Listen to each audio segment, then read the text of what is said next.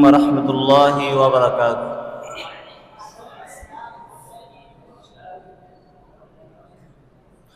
نحمده ونصلي على رسوله الكريم والصلاة والسلام على سيد المرسلين وعلى آله وصحبه ومن تبعهم بإحسان إلى يوم الدين. أما بعد فأعوذ بالله من الشيطان الرجيم. بسم الله الرحمن الرحيم. كل نفس ذائقة الموت وإنما توفون أجوركم يوم القيامة.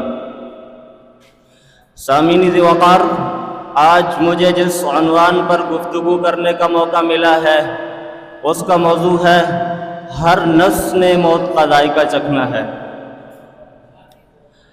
اللہ رب العزت قرآن مجید میں فرماتے ہیں کل نفس ذائقۃ الموت وانما توفون اجورکم یوم القیامہ۔ ہر جان نے موت کا ذائقہ چکھنا ہے، قیامت کے دن تمہیں تمہارے اعمال کا پورا بدلہ دیا جائے گا۔ حضرات گرامی قدر، یہ دنیا کی زندگی عارضی اور فانی زندگی ہے، کبھی نہ ختم ہونے والی حقیقی زندگی وہ ہے جو موت کے بعد شروع ہوگی۔ یہ دنیا ہمارے لیے ایک امتحان ہے جس کا رزلٹ ہمیں آخرت میں ملے گا۔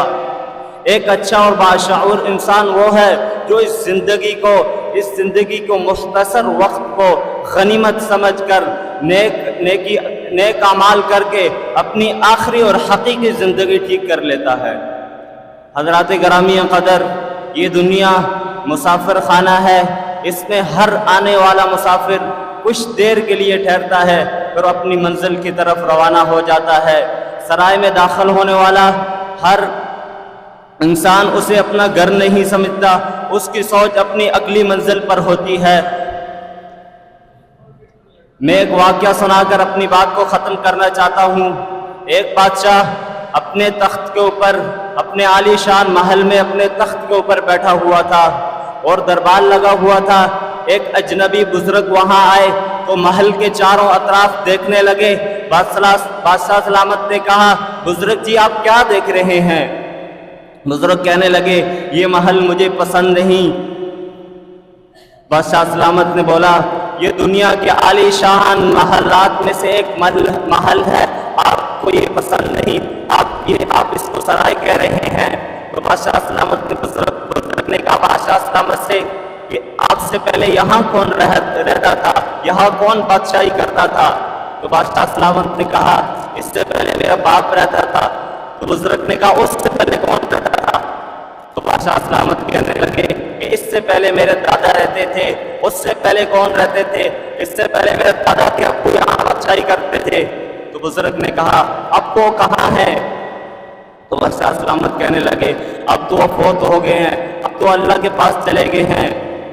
تو بزرگ کہنے لگے، ہم بھی مسافر ہیں، ہم نے بھی یہاں کچھ دیر کے لیے رکنا ہے پھر اپنے رب کے پاس چلا جانا ہے، اس لیے میں نے اس محل کو میں نے شعر پڑھ کر اپنی بات کو ختم کرنا ہے۔